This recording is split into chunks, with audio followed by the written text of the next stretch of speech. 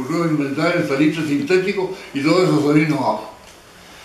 Después vino el cobre y todavía seguimos viviendo con el cobre, pero no con la elaboración total del cobre, sino que la explotación del cobre bruto. Y también nos pasa con la madera una serie de cosas. Hubo una época en los años 60 que fue muy fuerte en este país la idea que había que industrializarse y que la industrialización era la única manera de desarrollarse y de aprovechar bien los elementos, todos los elementos. Y yo creo que todavía nosotros somos un país, ahora con la apertura al comercio mundial, con la traída de productos industriales baratos, con mano de obra asiática o africana, lo que sea, prácticamente es muy difícil que la industria chilena pueda competir.